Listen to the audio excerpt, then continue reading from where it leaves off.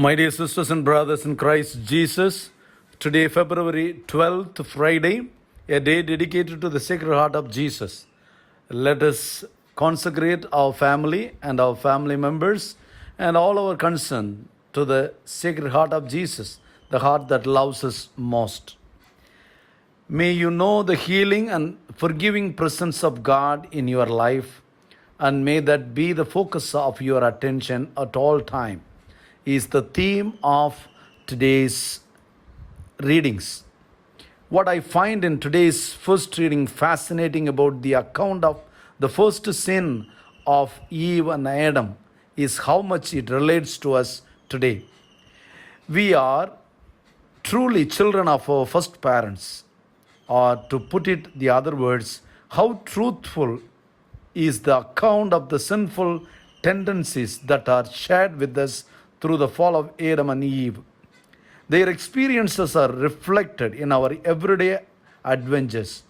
Humans have not progressed that much from those first human beings who chose sin rather than doing God's will.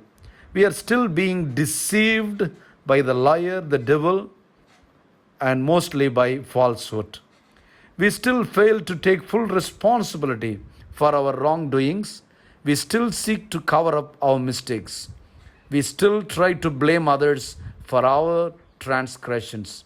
Yet God is still loving, being who seeks us out and desires to restore us to a renewed relationship.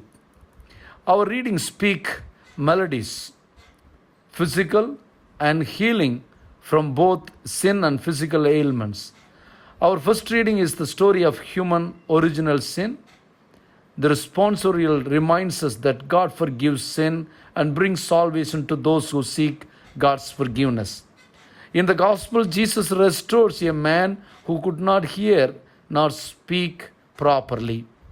The story of the original sin is not just the story of Eve and Adam, it is our own story. What is related in the account describes what all of us go through when we are tempted and given to sin.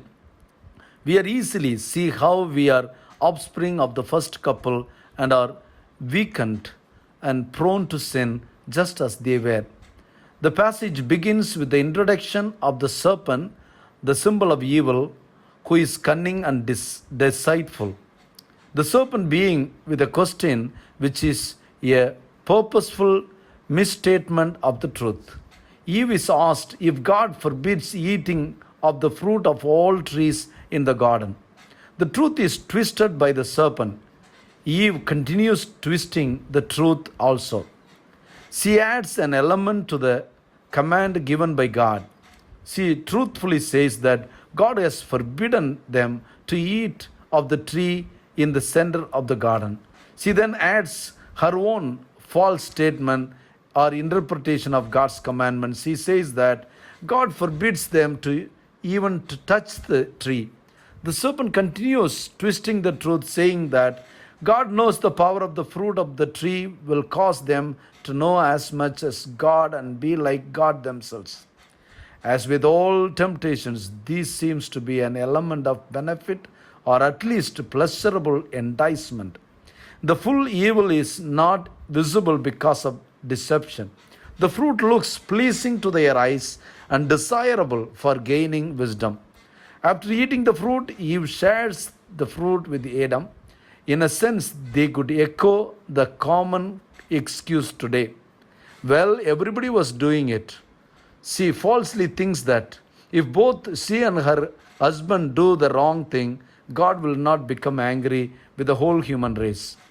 The first sign of the sin being committed is their awareness of what it does to their relationship with each other and with God. They realize they can no longer be open with each other. The first cover-up begins and will continue in the reading tomorrow.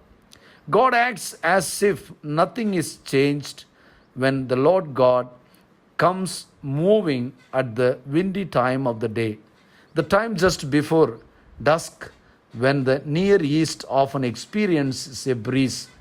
With fear, the couple hid themselves from God, just as little children do when they fear to be in the presence of authority, when they know they have done something wrong. After hearing the account of the first sin, it is hopeful to have today's psalm. We are reminded that God is willing to forgive sin. When the sinner acknowledges his or her wrongdoing and seeks God's help, forgiveness demands acceptance of responsibility, something that Adam and Eve will continue not to do in tomorrow's reading. As one humbly accepts the fault and calls out to God, God will bring salvation. The gospel reminds us of this source of salvation, healing, well being, and our own salvation. It is in and through the power of Jesus. A man comes into the scene. The man is both deaf and dumb. He has friends who bring him to Jesus. Jesus draws the man aside and uses visual actions of touching, spitting, and praying to his Abba Father. He speaks, Ephphatha, be open. The man is restored to full hearing and speaking. Once again, Jesus proceeds by telling the healed man to keep the miracle to himself. In this passage, it is not the healed man, but also some others who announce and proclaim the wonders of Jesus.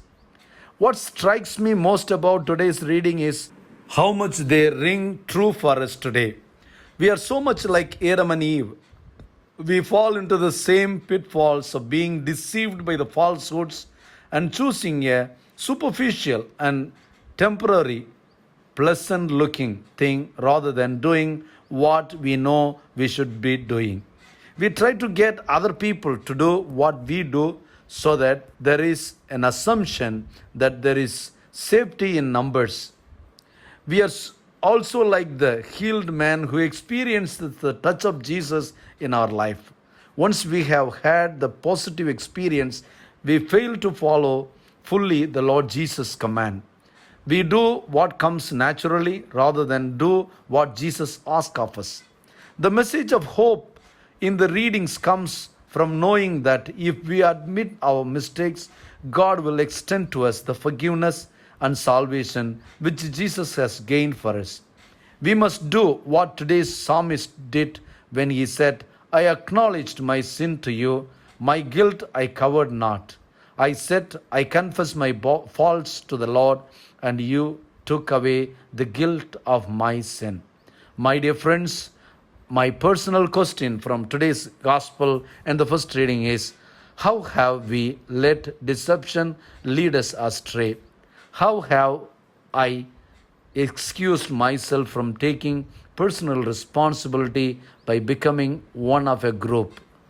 When we have sought forgiveness from God, what sense of salvation did I experience? What can we do? Bring the message of God's forgiveness and healing to others. Let's pray. God our Father, through your goodness, you have not only given us life, but allowed us to make choices which are not always in line with your will. You want us to love you freely, but that also means we are free to decide not to love. We are weak like our first parents, and we easily deceived by falsehood, and we choose tempting and immediate gratification rather than choosing to fully follow your commands. We come before you today, humbly admitting our sins and failings. We call out to you for healing. We thank you for sending us your Son Jesus, not only to bring us healing of body, but also, more importantly, healing of our souls through his death and resurrection. God bless you. Have a great day.